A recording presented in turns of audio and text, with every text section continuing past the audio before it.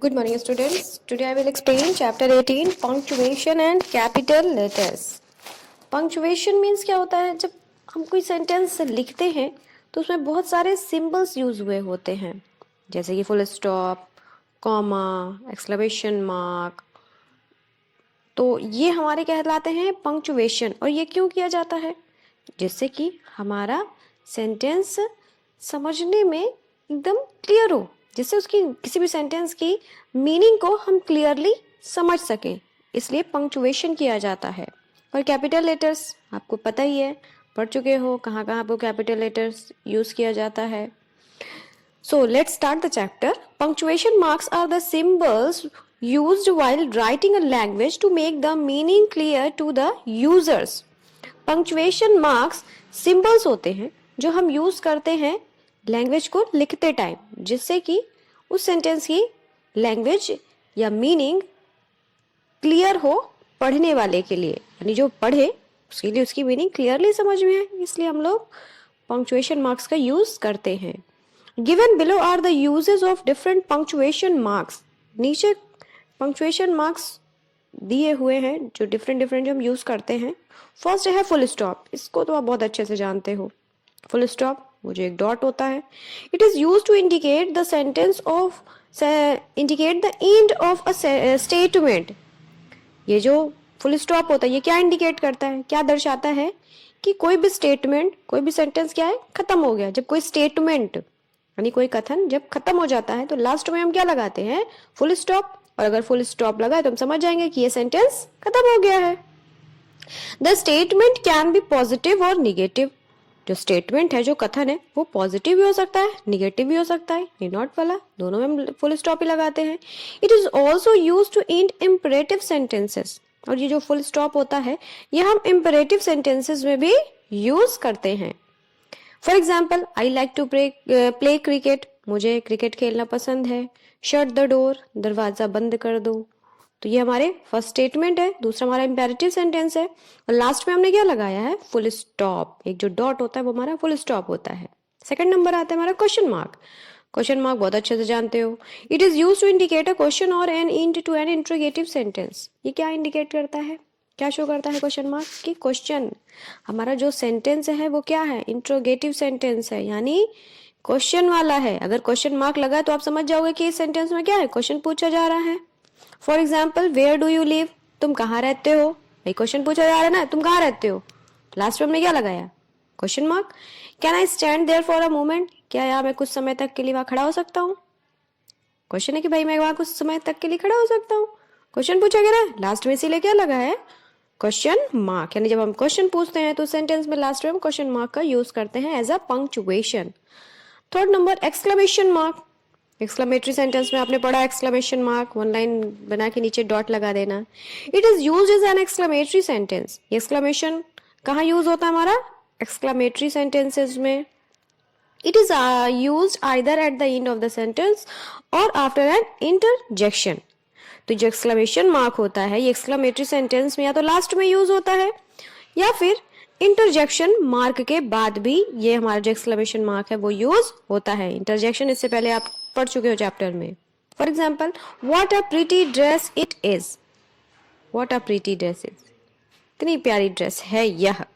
Wow, it's such a pretty dress. उसके बाद दूसरा हमारा क्या, इंटरजेक्शन वर्ड हमने यूज किया। देखो पहला तो हमारा एक्सक्लेमेटरी सेंटेंस हो गया, लास्ट में हमने लगाया, और दूसरा सेंटेंस हमारा क्या, wow it's such a pretty dress. Wow, सच में ये कितना प्यारा ड्रेस है। तो वाओ हमारा क्या है, इंटरजेक्शन है ना, इंटरजेक्शन वर्ड है, तो इंटरजेक्शन वर्ड के बाद हमने लगाया है। फोर्थ नंबर है हमारा कॉमा, जो हम छोटा सा नीचे लगाते हैं।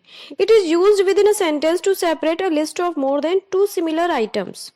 ये जो कॉमा है ये हम कहाँ यूज करते हैं, देखो दो तरह से यूज करते हैं। एक तो जब हमें कहीं थोड़ा सा रुकना होता है, थोड़ा सा कहीं अगर हमें रुकना होगा किस सेंटेंस में तो हम यूज करते हैं, या फिर सेंटेंस में अ list of more similar items, यानी सेंटेंस में कई सारी सिमिलर चीजें दी हुई हो तो उसको अलग करने के लिए हम कॉमा का यूज करते हैं। For example, I will visit Jaipur, Udaipur, Jodhpur and Chittorgarh next week, कि मैं अगले हफ्ते जयपुर, उदयपुर, जोधपुर और चित्तौड़गढ़ जाऊंगा या जाऊंगी।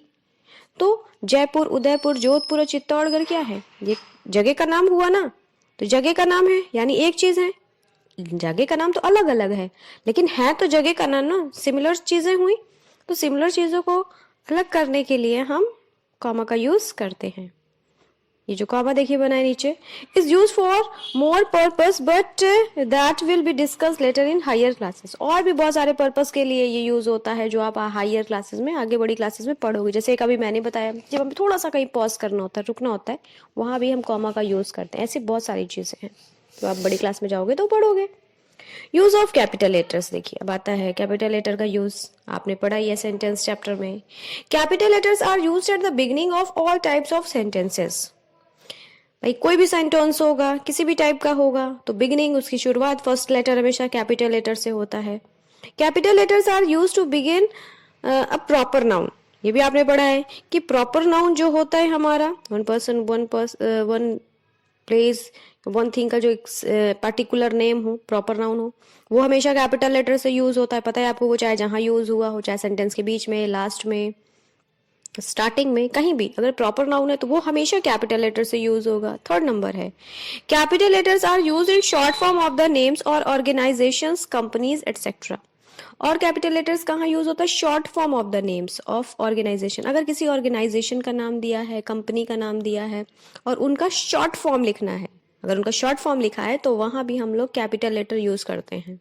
शॉर्ट फॉर्म जानते हो ना, इसको हम लोग शॉर्ट करके लिख देते हैं। The word I is always written in capital letter. ये भी मैंने आपको सेंटेंस चैप्टर पढ़ाते वक्त बताया था कि जो हमारा आई वर्ड है, आई फॉर आइसक्रीम वाला, वो हमेशा कैपिटल लेटर से लिखा जाता है, चाहे वो सेंटेंस के बीच में हो, पहले हो, आखिरी हो, कहीं भी हो। ये याद रखिएगा, आई अगर किसी भी वर्ड की स्टार्टिंग आई से हुई है, कौन वाली आई, वो वर्ड की स्टार्टिंग वो हुई है आई से, वो वाला नहीं। जैसे मैंने बोला किसी भी सेंटेंस की स्टार्टिंग वर्ड से हुई, आई से नहीं, वो वाला आई जब हम सिर्फ आई यूज करते हैं, जैसे आई एम, आई मतलब मैं, वो वाला आई। अगर कोई सेंटेंस जैसे आइसक्रीम लिखा है तो आइसक्रीम में आप आई कैपिटल लेटर में नहीं कर दोगे। अगर आइसक्रीम वर्ड सेंटेंस के बीच में यूज हुआ है तो वहां पे आप आई को कैपिटल नहीं करोगे।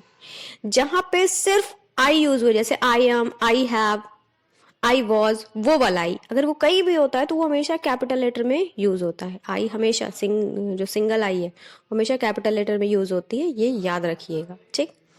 Exercise 1. Rewrite the following paragraphs using appropriate punctuation and capital letters wherever required. इसमें आपको क्या करना है, जो पैराग्राफ दिया है इसको आपको पंक्चुएट करना है, जहाँ मतलब कि क्वेश्चन मार्क लगाना है, फुल स्टॉप लगाना है, या कैपिटल लेटर करना है, स्मॉल लेटर करना है, जो भी, वो आपको इस पैराग्राफ को करना है। जैसे फर्स्ट देखिए, I am very fond of toys. अब इसमें देखिए ना कहीं फुल स्टॉप है, ना कॉमा है, कुछ नहीं है ना, तो वही हमें करना है। तो I am very fond of toys, क्या लगेगा लास्ट में, फुल स्टॉप।